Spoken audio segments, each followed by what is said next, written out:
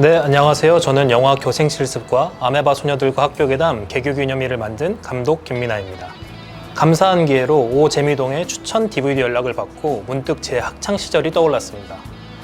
제가 학창시절 때는 학기 말에 진도가 빨리 끝난 수업 시간에 비디오를 보곤 했는데요. 저희 반은 주로 제가 대표로 비디오를 빌려왔습니다. 담임 선생님이 비디오 빌려오라며 건네주신 1,000원 한 장에 큰 책임감을 가지고 비디오 가게로 향하던 그리운 그 시절이 생각났습니다. 그 시절 저는 제가 골라온 영화를 보는 친구들이 웃거나 우는 모습에 큰 보람을 느꼈었는데요. 어쩌면 그날의 보람이 지금 제가 영화를 만들고 있는 이유일지도 모르겠습니다. 지금도 제가 만든 영화를 관객분들과 함께 극장에서 볼 때면 학창시절 느꼈던 그날의 떨림과 희비가 느껴지곤 합니다. 제가 영화를 좋아하게 된 이유, 그리고 제가 극장을 좋아하게 된 이유는 제가 세상에 지쳐있거나 세상이 지루할 때 영화가 쉼과 용기, 그리고 위로를 주는 존재였기 때문입니다. 그래서 저는 이번 프로그램을 꺾이지 않는 마음이라는 주제로 저에게 위로와 용기를 주었던 영화들을 생각해 보았습니다. 평범한 또는 비범한 주인공이 세상을 이겨내는 영화를 볼 때면 저 또한 울고 웃으며 위로를 얻는데요. 언젠가 이 영화들의 주인공들이 제 삶에 찾아왔던 것처럼 여러분들의 삶에도 찾아가길 바라는 마음으로 추천 DVD 소개를 시작하겠습니다. 첫 번째로 소개해드릴 영화는 마지드 감독님의 천국의 아이들입니다. 초등학생 알리는 엄마의 심부름을 갔다가 여동생 자라의 하나뿐인 구두를 잃어버리게 됩니다.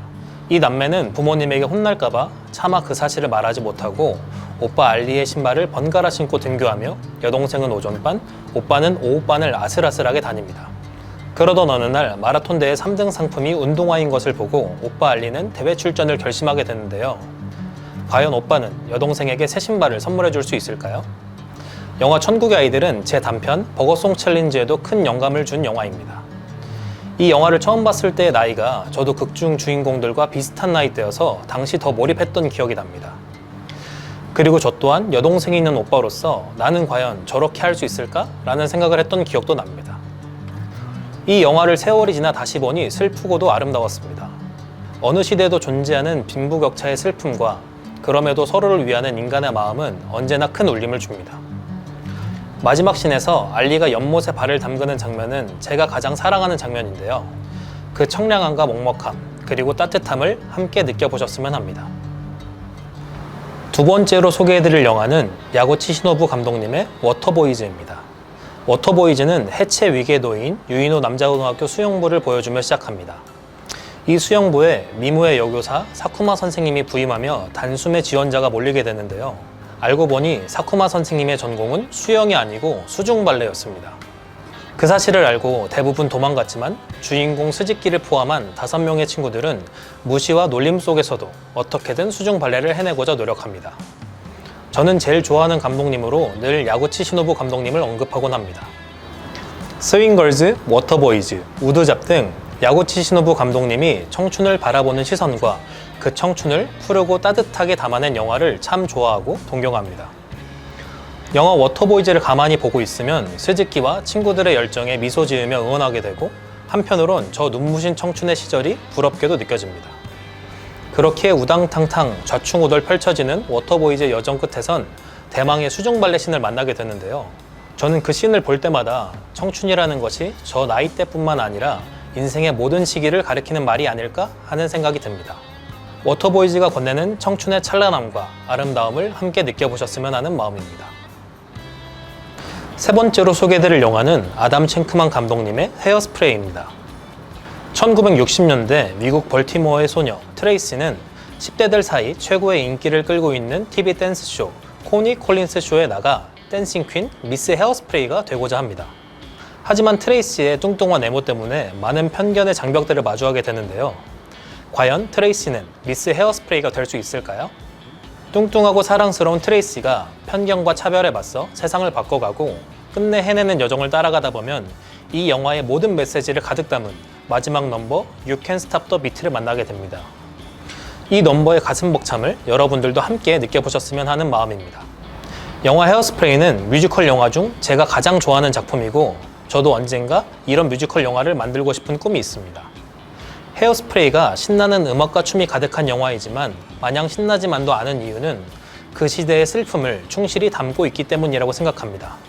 학교에서 흑인반이 따로 있을 만큼 극심했던 인종차별의 시대, 어느 시대나 변치 않는 기득권의 속물근성, 그리고 미디어가 강요한 미의 기준은 그 시대의 슬픔을 느끼게 해주지만 주인공 트레이시의 꺾이지 않는 마음이 위로와 용기를 건넵니다.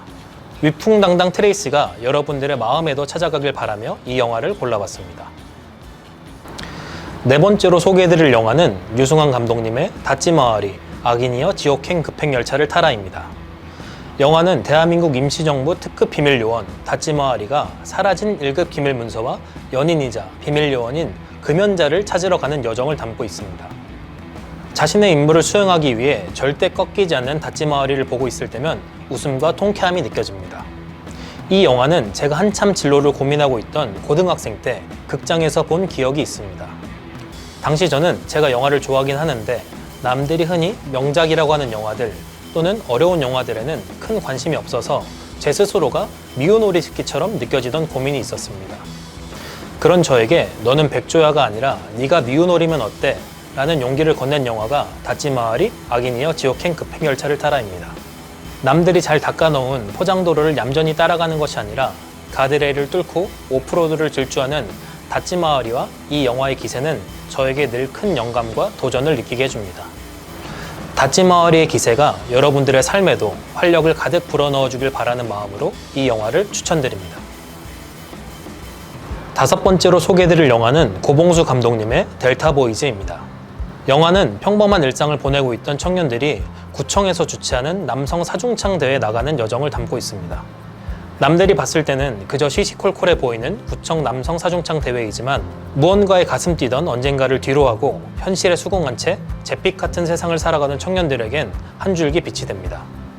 사중창과는 딱히 접점이 없어 보이지만 누구보다 진심인 4명의 청년들은 과연 무사히 사중창 대회에 나갈 수 있을까요? 영화 델타보이즈의 인물들은 오늘날 많은 청년들의 모습을 투영하고 있다는 생각이 듭니다. 저는 특히 후반부 구청 공무원으로 보이는 청년의 무덤덤하고도 귀찮은 듯한 모습이 웃기기도 하면서 씁쓸했는데요. 영화는 다양한 청년들의 모습을 과장이나 꾸밈 없이 날 것 그대로 보여줍니다. 세상 아무도 이 청년들을 주목하지 않지만 그럼에도 불구하고 꺾이지 않는 델타보이즈의 마음은 묵묵히 하루를 살아가는 모든 이들에게 묘한 위로와 용기를 건넵니다. 그리고 이 여정을 함께한 관객들에게 근사한 사중창과 박수를 선물합니다. 이렇게 꺾이지 않는 마음이라는 주제로 5편의 영화를 골라봤는데요. 이번 프로그램을 준비하며 다시 찾아보니 언젠가 처음 이 영화들을 만났을 때와는 또 다른 재미와 위로가 느껴졌습니다. 또 하나 느낀 점은 많은 사람들이 세상을 살아가며 각자 다른 슬픔을 가지고 살아가지만 그 슬픔들을 위로해주는 요소들은 크게 다르지 않다는 생각이 들었습니다. 이 영화들이 저에게 그랬던 것처럼 오 재미동을 찾으시는 여러분들에게도 따뜻한 위로와 새 힘을 건네길 바라는 마음입니다. 지금까지 감독 김민아였습니다. 감사합니다.